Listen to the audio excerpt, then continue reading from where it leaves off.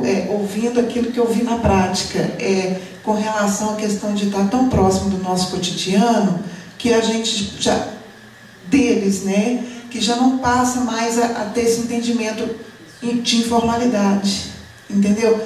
É tão interessante que a gente teve dificuldade para mostrar e atender aquilo que a gente pretende com o nosso trabalho, né, de mostrar o que é o informal dentro do universo do que eles vivem. Porque quando você pergunta para uma agente e ela diz para assim, ué, mas então eu faço trabalho informal porque depois que eu saio daqui eu faço pizza em casa, entendeu? Nesse sentido. Fica tão familiar que a gente não percebe mais, né? A gente não percebe mais, né? Então tem que ter um estranho, um estrangeiro ali um pouco cutucando, né? Isso que você está falando também me lembra um pouco um trabalho que um grupo de alunos fez com trabalho de vendedores ambulantes em São Paulo, né? Em São Paulo tem alguns lugares que tem muito vendedor ambulante e tal. Na verdade é ambulante parado, porque ambulante anda, né? É ambulante parado, porque eles ficam vendendo as coisas paradas lá na praça. Ambulante parado. E é interessante que assim, alguns, como estavam vivendo um período de desemprego, né, eram trabalhadores que tinham, né, carteira assinada, metalúrgicos, operários de uma forma geral. Mas aí, enquanto não arrumava emprego, ele ficava ajudando no trabalho na banquinha do parente, vendendo o chaveiro, as coisas que se vendem, na verdade, esses trabalhos dos ambulantes parados. E aí assim, você perguntava, aí você trabalha? Não, estou aqui passando um tempo. É isso que você está falando, né? Quer dizer, você já não percebe, você não acha que é trabalho. É tão interessante que assim, tipo, eu tomo conta do meu neto para minha filha trabalhar todo dia. Todo dia, só sabe de domingo que não. Aí fica caracteriza, você não é domingo assim. É trabalho, mas não é considerado como trabalho, né? As pessoas te ouviram. Eu resolvi descer, que acho que fica melhor. É só repetindo isso que você está falando, acho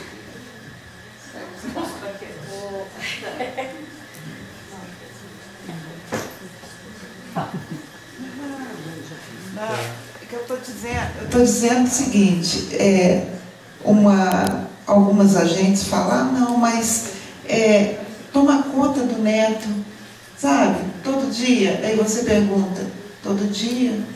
Não, só sábado e domingo que não. E a pessoa não caracteriza, a própria pessoa não caracteriza aquilo como trabalho. É nesse sentido que a gente encontra muito.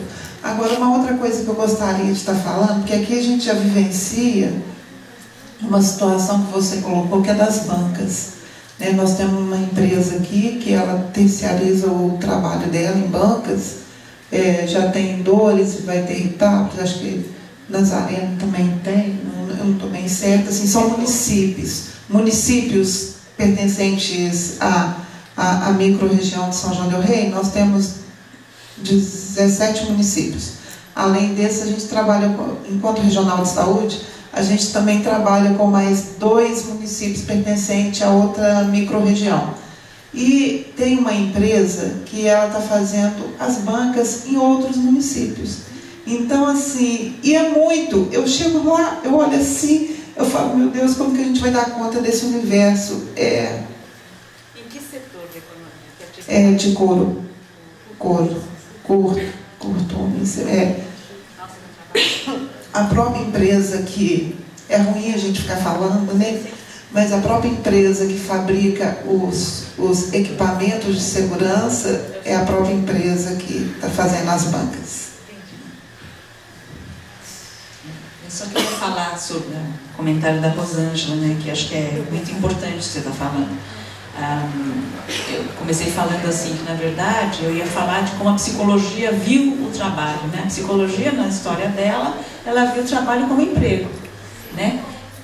O desemprego também não interessava, porque na verdade eu queria estudar o emprego para agir como exercer sua atividade como um agente de recursos humanos, Então, assim, para os recursos humanos não interessa o desemprego.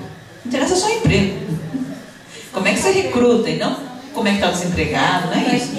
Formar para o mercado. Isso, formar para o mercado. Então, acho que de um lado é isso. Quer dizer, a gente não olhou o trabalho de uma forma geral. A gente olhou o emprego. E assim, quer dizer, olhou o emprego com esta visada, com estes óculos. É olhar o emprego para eu recrutar, treinar, adaptar os trabalhadores para trabalhar. Né? Quer dizer, é um agente de recursos humanos. Então, acho que a história da psicologia nesta área é uma história, de fato, muito calcada a partir de... E assim, vinculando-se a determinados interesses. Mas essa aqui, o recursos humanos, né? A sonomia, né? Honrosas, exceção e não, ele, recurso humano, já diz. Aí, agora, já tem algum tempo, e gestão de pessoas. Não é isso? De competência. Né? E vai, então assim, em honrosas exceções, essa gestão de pessoas começa a pensar, inclusive, nas condições do trabalho, começa de fato a partir, inclusive, nem a partir de que está impactando tanto para a empresa ou para instituições, os afastamentos, que aí ela está tendo que fazer uma resposta, inclusive, para ver se como é que eu vou gastar menos. Entendeu? Porque isso está acontecendo alguma coisa, quer dizer, gestão de pessoa nada, é meta, e agora como está adoecendo, está afastando, e aí tem uma questão de economia, aí começa a pensar, e não tem ninguém preparado nessa área para estar nem lidando com isso. Né? Quer dizer, são cenários que estão surgindo aí, para a gente mesmo surgiu um cenário parecido e que está aí posto, porque o maior, na ativação de saúde que saiu em Minas, agora em 2002, né?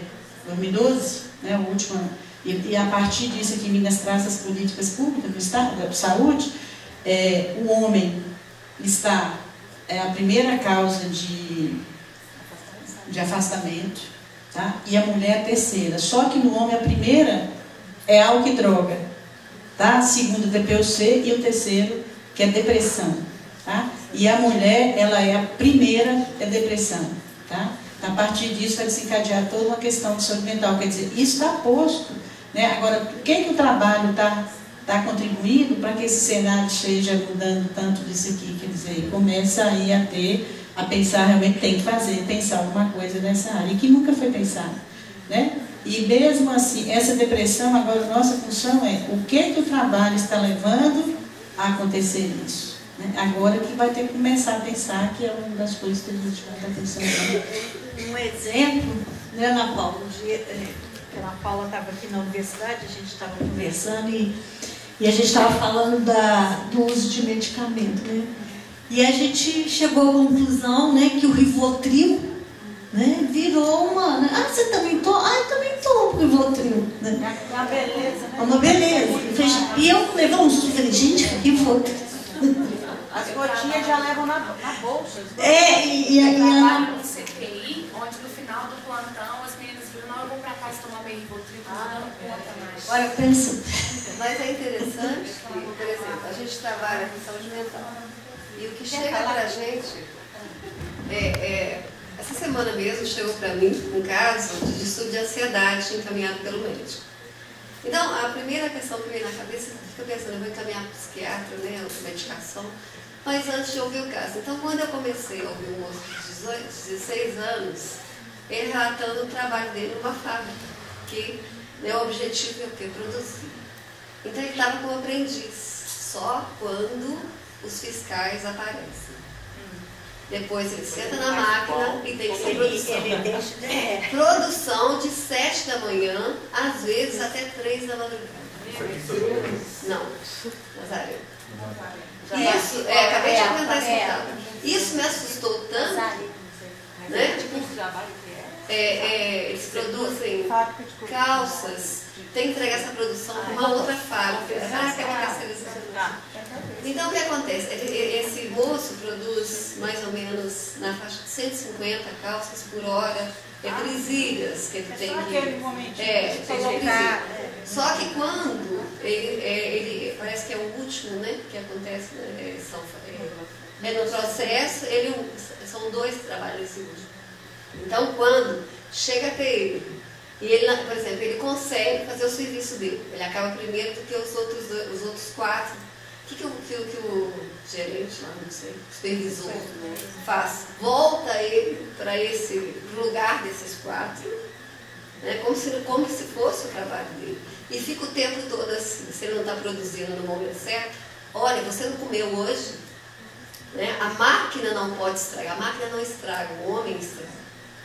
Então, assim, isso está virando uma tortura psicológica tão grande, né? De um estudo de ansiedade, né? E toda a situação que ele está trazendo, sintomas de, né, taquicardia, né? Então eu fiquei imaginando, é uma coisa muito escravizada. E não é o primeiro paciente. Sabe, há várias pessoas que têm trazido assim. Você notificou. O paciente, não, olha aqui, o paciente veio para mim segunda-feira. O paciente veio para mim segunda-feira. Ontem eu estava fazendo um curso aqui no CISBER, né, o dia todo. Hoje eu conversei, né? Quer dizer, ele me trouxe uma queixa, realmente, mas ao mesmo tempo ele tem, né, o medo de que ele perca esse emprego, que é o único ganho que ele tem, né? Que é o cuidado que a gente tem que ter com isso, porque, né, até que ponto isso, né? Quando você traz uma, né, fazer uma queixa, alguma coisa assim, quer dizer, também está perdendo. E aí esse medo acaba levando, né, como ela falou, no CTI, o que você toma para dar conta disso? Aí eu tomo um Rivotril, entendeu? Aí todo mundo começa a usar o Rivotril. Essa saber se faz, né? Mas aí a gente fica questionando esse tempo do paciente, mas às vezes, né, como acontece isso dentro da própria instituição. Sim. Quando, por exemplo, muda de gestor e entra com essa postura, né, tão autoritária, tão rígida, e que todo mundo fica assim, um sobe a pressão, o outro, eu não quero trabalhar. Quer dizer, somente a motivação, a gente fica questionando muito isso. A gente está discutindo saúde trabalhadora, né, a gente como saúde mental, como é que fica isso? Dentro da própria instituição.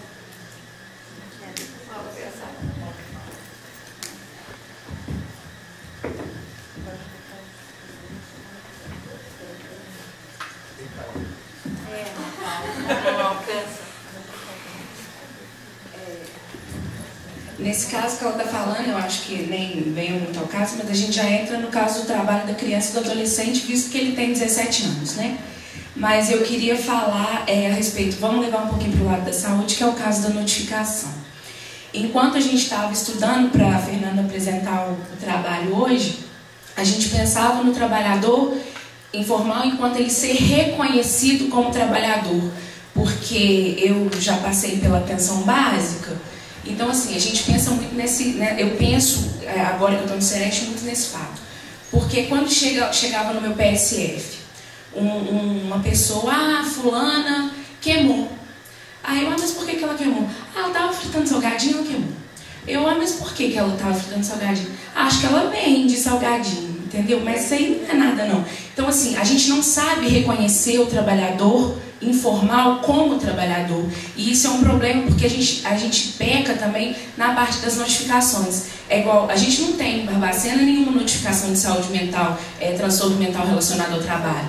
E a gente sabe que isso existe, entendeu? E se ela não falasse isso aqui, talvez esse paciente também não seria, eu já falo como paciente, né?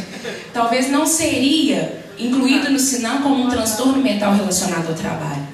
Então, a partir do momento que a gente capacita a atenção básica, capacita a rede sentinela, a gente vai reconhecer o trabalhador informal enquanto trabalhador. Eu acho que lá no Sereste o nosso maior desafio tem sido esse: capacitar a atenção básica para que atenda qualquer tipo de trabalhador. Porque, como a gente diz, a saúde, né, é quem protege o trabalhador informal, né? Então, a gente precisa capacitar nesse sentido. E outra dúvida também que a gente tinha lá no Sereste, enquanto a gente conversava, era como que a gente vai fazer uma notificação de uma pessoa.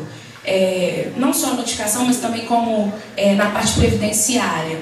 Igual eu sou enfermeira, trabalho no Sereste, trabalho no hospital e eu faço doce, entendeu? Para vender. Então, se eu tenho um acidente na minha casa, enquanto trabalhadora informal da parte de doceira, eu vou ser, na parte previdenciária, eu vou ser coberta pelo meu trabalho formal? Se conceituar trabalho informal e formal é difícil, imagina caracterizar o trabalhador formal e o trabalhador informal. Nós sofremos para conseguir. para não conseguir. Nós sofremos para não conseguir, porque é um conceito muito amplo. Eu acho que a parte hoje em dia as pessoas se acaba que essa outra renda que ela tem é a renda ao atendimento. Mas nesse caso, às vezes também, por causa, eu pensei muito nesse tipo de coisa por causa de investigação de acidente de trabalho, que a gente faz do Sinam, e eu peguei uma investigação que tinha uma pessoa desempregada, não falava nada a respeito do trabalho, e que ele estava na casa dele cortando uma madeira, cortou o dedo e foi constatado que era um trabalhador, acidente de trabalho grave.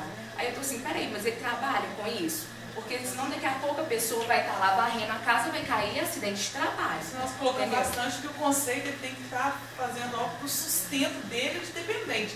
Porque senão daqui a pouco espremer espinha no espelho é trabalho, né? Você está usando um esteticista. A gente já não a gente vê por esse lado que a gente tem que saber reconhecer esse trabalhador. Porque senão acaba mudando o foco. Né? A Paula traz a questão exatamente do reconhecer o usuário, né? Enquanto trabalhador, né? Que é uma das coisas que tem que ter trabalhado lá. A rede de atenção em Minas já é conhecida para todo mundo, mas agora está tendo reuniões com essas redes, não é isso? E aí a gente está... A primeira foi na região do norte, né, que Montes Claros todo, que a rede está, vamos dizer, mais redonda. Aí teve um grande seminário das redes de atenção. E aí nós fomos nas redes, tá? E aí uma das coisas... Aí tinha que colocar assim, o que cada rede tinha que ter minimamente do trabalhador. Eu falei, mais nada. É quando o usuário chegar em qualquer ponto de rede, né, ele ser reconhecido como trabalhador e a partir desse reconhecimento perguntar a ele o que você faz. Aí ele vai, mas tudo isso, né? Porque quando as redes de atenção, no momento que ele chegar na urgência e emergência, no centro Viva Vida, na hipertensão, onde for, se perguntar o que ele faz, no consultório da psicologia ou o que for, o que você faz? Né? Aí o pessoal, mas é só isso que esse trabalhador quer? Eu falando, é tudo isso que a gente quer. Então, na realidade, a gente, a partir dessa discussão no Norte de Minas, que é da rede Minas, a gente está discutindo com os pontos, com as redes que a gente chama lá, né? Que é os diretores de rede, os coordenadores de rede, né? Aonde o Viva Vida, não adianta no Viva Vida aqui é gestante, né? Em Minas chama Viva Vida, gestante de alto risco, tal. Então, e o Hiperdia, que são centros de hipertensão e diabéticos já complexos, não é isso? Aí, ele vai desencadear, inclusive, complicar tanto a hipertensão como o diabético, o trabalho. Então, o que o Viva Vida, lá na amnese dele, naquela fichinha, João, idade, o sexo, não é isso? Tem lá que pergunta tudo do cara. Mas fala profissão, nós queremos que você pergunte a ele a sua ocupação. Tá? Então, aí nós estamos trabalhando todo com essas redes para estar colocando que lá no Viva Vida, quando hipertenso, não consegue equilibrar a atenção dele mais tudo. O cara já mandou ele fazer exercício, ele faz, mandou diminuir o sal, ele faz também. Aí o cara, o que eu vou fazer com esse cara? Tá? Aí a gente tem trabalhado com ele, pergunta o que ele faz. Ele é guarda noturno ou ele é caminhoneiro? Tá? Você vai tirar ele do trabalho? Não. Mas aí o que poderia fazer de promoção, de prevenção? Ele fazer para de vez em quando. Entendeu? Então, na realidade, você não vai tirar o cara do trabalho, é aquilo ali. O que pode ser feito? Então, assim, essa discussão que a Paula traz, que a gente está fazendo, é reconhecer o usuário que está lá, em qualquer ponto de rede, identificá-lo como trabalhador, sem querer saber se ele é formal ou informal, como trabalhador, e perguntar o que ele faz. Eu acho que se a gente conseguir isso, e começando pela atenção primária, que é esse o nosso foco, né, com a atenção primária agora de Minas está com esse foco claro, porque lá na ficha A ele coloca, ficha A do CIAB, que tem lá assim, a sua, aí Minas mudou, né, a Minas mudou lá a ficha, a sua profissão está lá, mas a sua ocupação. Só que né? na hora que ele é atendido pelo médico, o médico não está ficha A. Não, mas assim, Só que a gente tem a ficha de atendimento ambulatorial. Aí o que acontece? Lá tem um campo. Só que muitas vezes É onde coloca a data de nascimento. quem preenche é o atendente do posto e ele não coloca. Então a gente não consegue levar essa demanda para o médico, para a enfermeira, porque assim, é difícil. Isso também foi um caso que a gente discutiu muito no encontro em Brasília, da Renate. Isso também foi um caso discutido. Por quê? Lá no PSF, aí uma professora falou assim, não, mas a gente tinha que colocar a história pregressa do trabalhador. Eu falei, olha, você vai me desculpar, mas a gente não tem tempo para fazer isso não. Porque enquanto tem eu estou lá fazendo uma ficha, tem 30 para eu colher lá fora. Então não tem jeito. Agora, a gente colocar a ocupação, e lembrando que aposentado não é ocupação, esse viés de coisas, a gente tem que colocar alguma coisa para que quando o profissional assina a ficha, seja o médico, o psicólogo, quem for, assina a ficha. Então, a partir do momento que esse cara é isso aqui. Então vamos tentar levar para esse lado. E a gente também, assim, uma coisa que eu acho difícil é fazer com que o profissional médico seja sensibilizado para a saúde do trabalhador. Porque eles chegam, atendem e vão embora.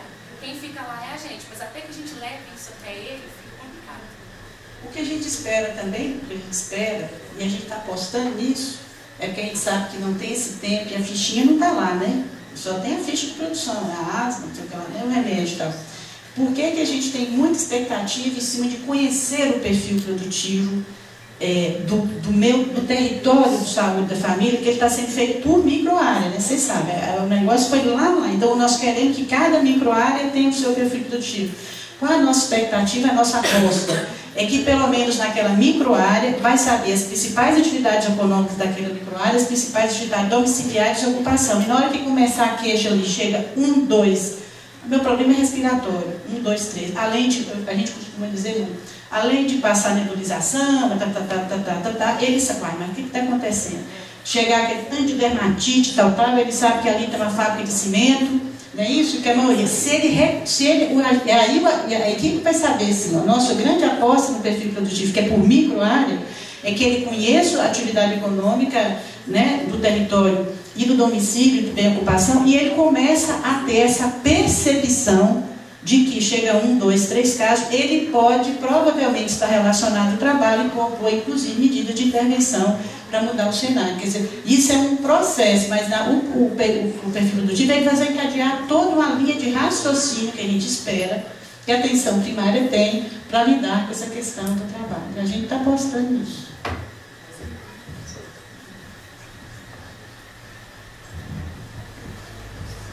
Eu queria falar assim, primeira preocupação desse perfil que o Estado está pedindo para traçar, que não temos cobertura do PSF para fazer isso. Então, como é que fica? A primeira pergunta é essa. Como traçar o perfil produtivo do Estado inteiro se a gente não tem 50% de cobertura do PSF? O Estado tem 87% de cobertura, está chegando a 90% de cobertura. Mas, por exemplo, aqui em São João é 50, Barbacena é 50, 67. a partir de 1º de março, né? Ô, gente, eu sei disso, eu sou lá de você, né? Não vamos discutir isso, né? Aí, assim, a questão é essa. Segunda coisa, que o que eu estou vendo é que tudo sobra para o PSF.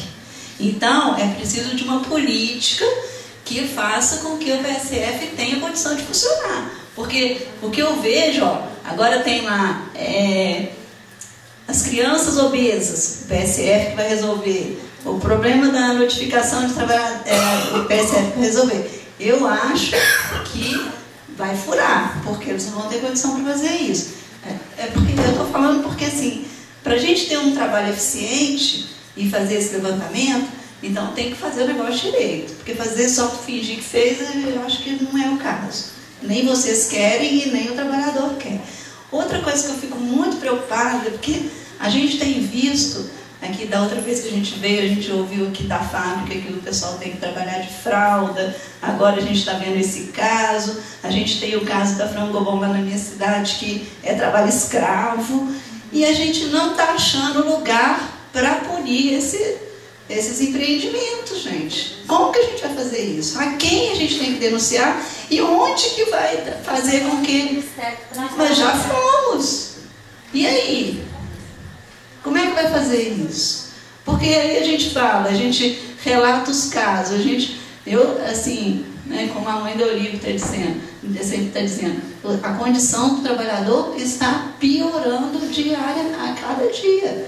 E aí vai passar do formal para o informal mesmo, e aí vai virar samba do crioulo doido. Porque o que acontece? A gente faz, né, vocês fazem a notificação, faz o trabalho de vocês, e daí? Trata o cara, ele vai voltar para a mesma empresa para fazer a mesma coisa. Então a gente tem que resolver isso. Eu não sei como, mas a gente vai ter que achar uma solução para isso. Tem que chamar o Ministério Público, tem que chamar o Ministério do Trabalho, sei lá quem, a polícia, mas vai ter que dar um jeito nisso, senão o trabalho que vocês vão fazer lá no Sereste, o trabalho do fórum, o trabalho dos pesquisadores vai ficar, né? Então a gente tem que ter uma ponta efetiva para dar encaminhamento e resolver essas situações, porque se só notificar, só tratar e continuar tendo que voltar para o mesmo lugar depois que melhorar, eu acho que não é isso que a gente quer, né? Então, meu pedido é esse, tá? Para a gente tentar solucionar isso. Vamos juntar todo mundo e ver o que a gente pode resolver disso. Só um minutinho. Outra coisa que eu acho fundamental é que tem que ter um programa de saúde trabalhador para o trabalhador de saúde. É o primeiro, porque a gente tem que começar a trabalhar em casa, né? Porque é muito difícil você ir lá falar com o outro, você tem que trabalhar com luva, você tem que trabalhar assim, tem que lavar a mão todo dia, e lá onde você trabalha no PSF não tem sabão, não tem água, não tem luva. Então eu acho que a primeira coisa que tem que fazer é um trabalho de saúde do trabalhador. Até o Conselho propôs no nosso programa de 2013, é isso, primeiro fazer o dever de casa, para depois levar para os outros, né? Desculpa, como é que você chama? Carmen. Você é do Conselho, Carmen? Do Conselho? Carmen, você, sua reflexão é muito interessante. Só colocando o seguinte, Minas Gerais já chegou a 90% de cobertura de saúde da família. Então, quando a gente optou por essa estratégia, pela cobertura que ela chega, né? E também porque, como eu falei, quem está próximo, né? Quem está fazendo parte do cotidiano daquele território é aquela equipe. Só que ele tem que ser olhado assim, com E quando a gente começou a capacitar, né, o estado todo, que é em Replico, a gente capacita nossas referências técnicas regional e o Sereste, e eles que têm que capacitar os municípios, as referências técnicas municipais, e elas capacitarem os profissionais, né? Isso que é uma cadeia, uma lógica de capacitação de trabalho. Aí, uma das coisas que a gente trabalhou, eu fui de atenção primária por anos, de ponta de atenção primária, coordenando, então a gente sabe essa prática da atenção primária, e sempre tive preocupação, não é colocar um trabalho a mais. O que a gente sabe é que o pessoal já faz isso, tá? Ele já faz essas ações que a gente está propondo. O que esse projeto propõe, ela vai assim, organizar, vamos dizer, a forma que ele faz, mas ele faz. Então, na hora que o agente fala assim, mas o Estado Trabalhador agora está pedindo para eu fazer alguma coisa a mais, não. O que nós queremos é que na rotina de vocês, que tem que minimamente visitar a família uma vez por mês, que na rotina de vocês vão aplicar isso. Então não queremos um trabalho a mais, porque eles já estão saturados de trabalho. Mas a gente tem trabalhado nisso e conscientizar. Outra coisa que você colocou é a questão de aí. A saúde vai lá, né? Identifica, chega na porta e dá. É isso? E aí?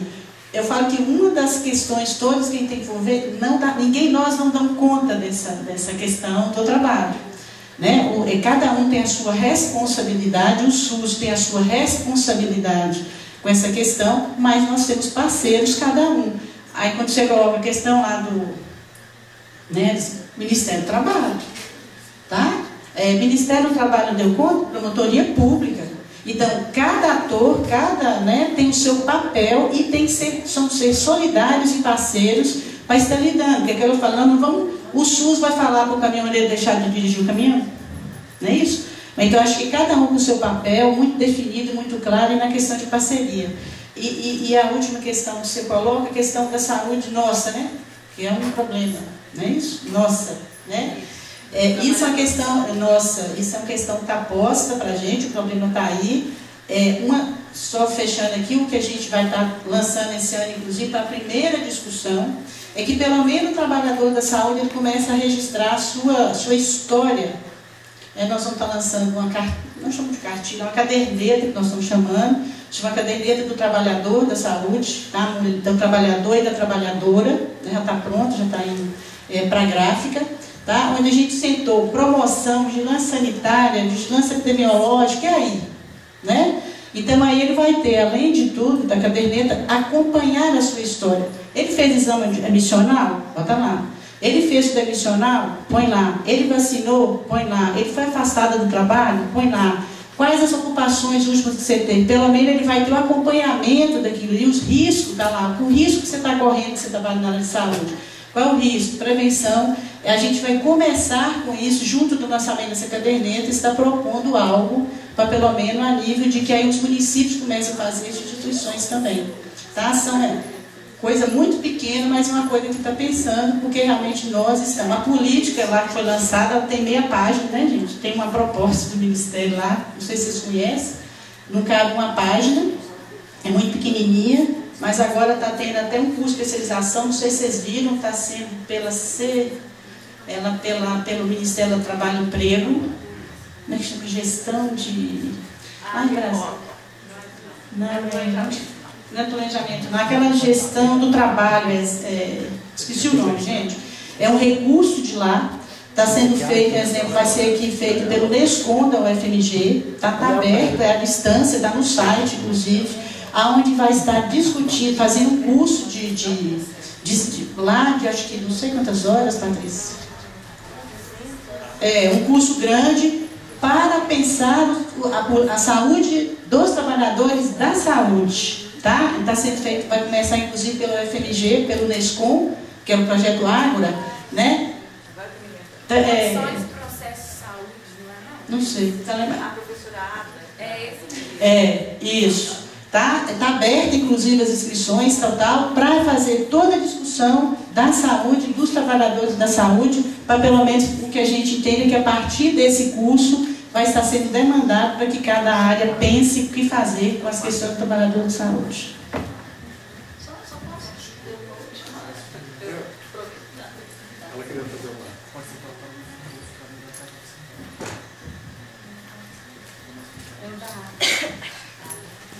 Só peço desculpa pela voz, que uma vacina também foi terrível. Só queria fazer duas colocações. Eu conheço a Carmen. E assim, eu vim poder concordar com uma questão, porque quando a gente coloca a saúde do trabalhador, a gente precisa pensar de antemão de que trabalhador que nós estamos falando. Pelo menos na situação de Barbacena, a gente faz um atendimento pensando no trabalhador que vai até o meu serviço, só que eu, enquanto trabalhador, não fui pensada de antemão. A gente vê pela equipe do SF, do NASF, os psicólogos do NASF não têm uma sala para fazer um atendimento. Isso tem que ser pensado, isso gera um estresse na equipe. Nós conhecemos muitas equipes de NASF, muitas não, tem 3 em Barbacena, muitas sem psicólogo. Mas assim, dessas 3 equipes que tem lá, nós temos... Eu trabalho na assistência social, a gente tem uma interseção grande e o que chega pra gente é isso. É esse estresse, essa desvalorização do trabalho. Então, você passar uma cartilha de como atender ao trabalhador, se você não foi atendido, a gente trabalha com... questão de violação de direito no nosso serviço, e a gente comenta muito isso. Como que eu vou... eu me sinto hipócrita, às vezes, de buscar o direito de alguém, e às vezes eu não tá correndo atrás do meu direito. Em Barbacena, o trabalhador costuma ficar 3, 4 meses sem receber. Na saúde é um pouco diferente, porque tem as verbas próprias. Só alguns setores, né? Não, em alguns casos é até pior, né? Um recebe, o outro não recebe, sendo que os dois têm, em tese, uma mesma dedicação ao trabalho. Então, eu acho que a gente tem que ampliar um pouco isso. E com relação ao Ministério Público, é uma crítica importante. Eu também tive essa ilusão de Ministério Público durante muito tempo.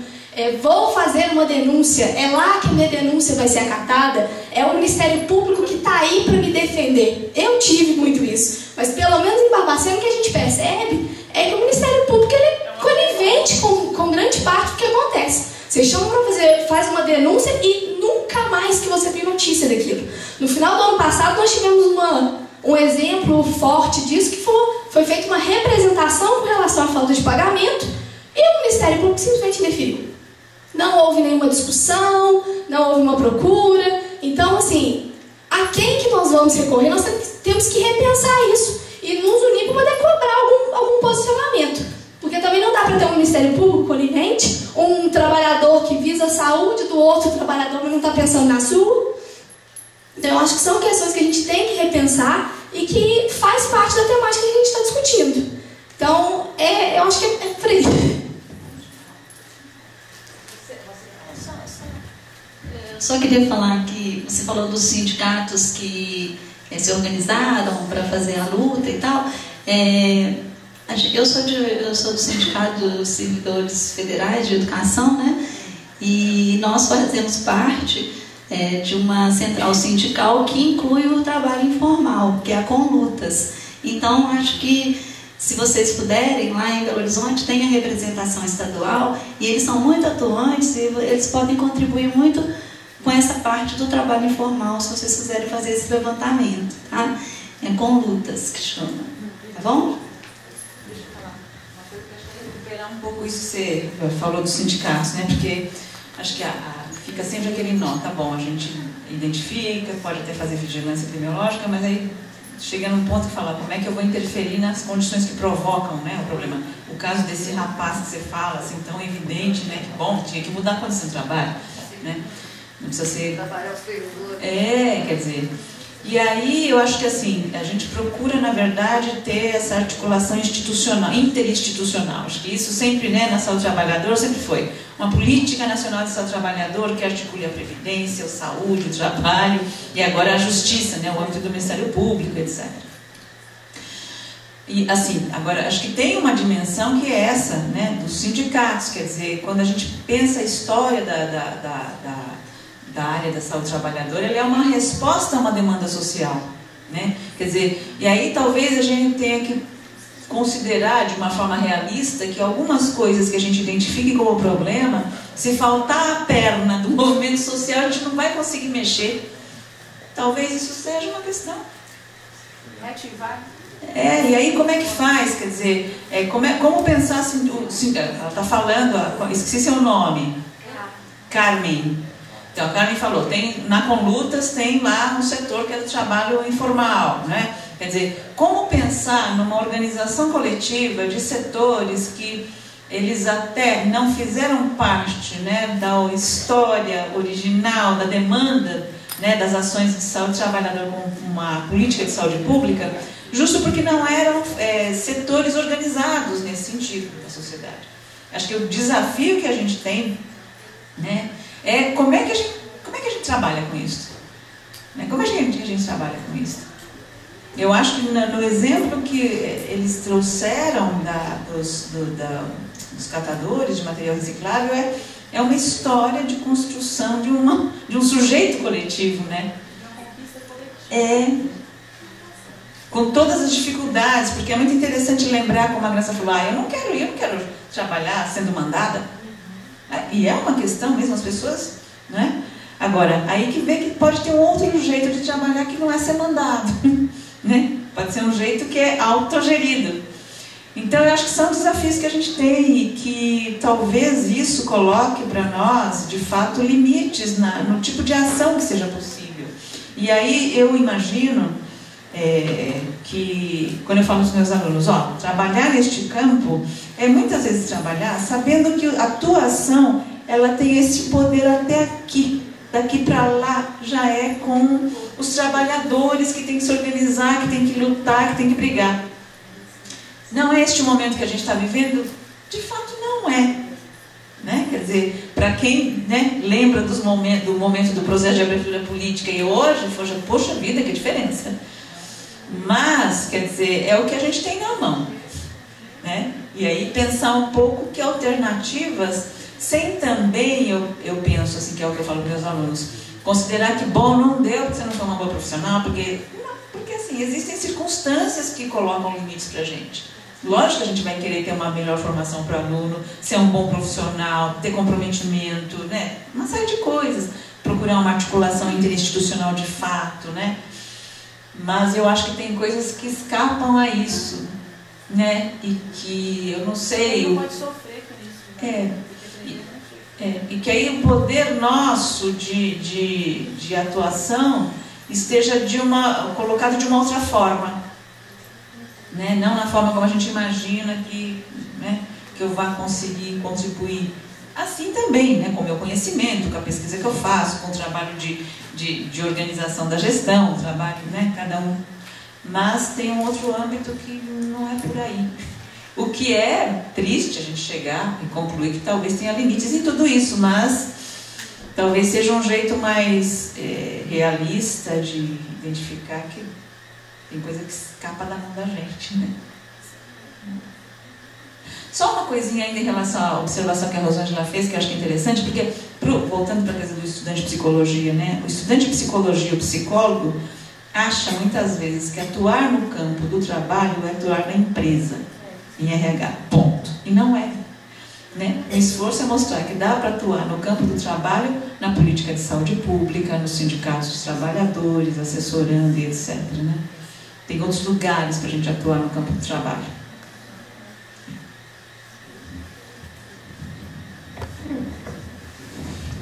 Alguém mais?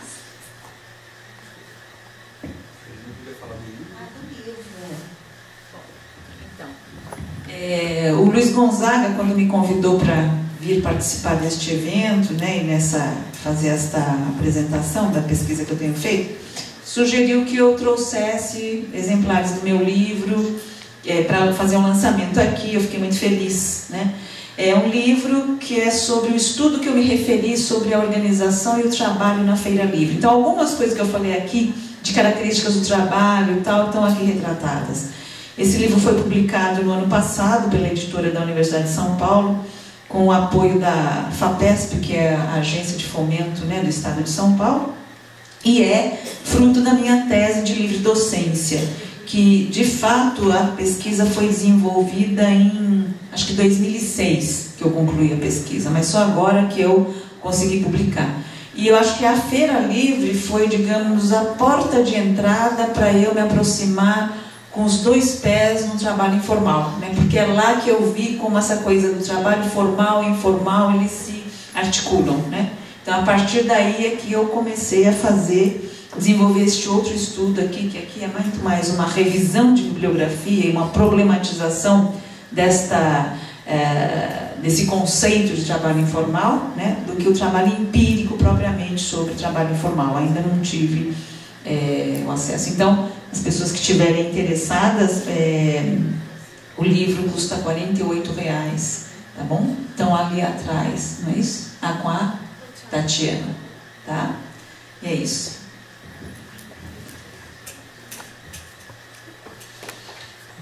Mais alguma intervenção? Então, agradeço muito a presença da professora Leni e a presença de todos aqui também. Encerramos mais um encontro presencial.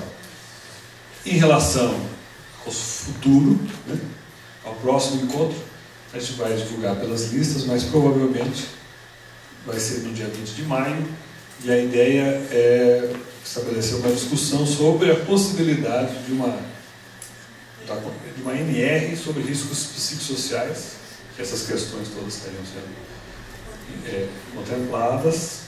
E a única diferença é que não vai ocorrer aqui dessa vez, provavelmente em Betim, começando a nossa itinerância, que já era um projeto inicial. Aí seria, esse sim, o Fórum Ambulante. Né? Fórum. Ok, então. Deixa eu falar, Fiquei muito feliz de ter vindo, de poder discutir com o pessoal de Sereste, com o pessoal que tem uma prática de construção de uma organização coletiva em relação ao trabalho informal, de ter podido estabelecer um diálogo, né, e de que as coisas, às vezes a gente fica lá estudando e aí depois você fala, será que aquilo dá samba? Né? Então acho que ter esse diálogo que a gente teve aqui a partir do trabalho, para mim foi muito importante. Eu queria agradecer muito por isso, por essa oportunidade. Obrigada.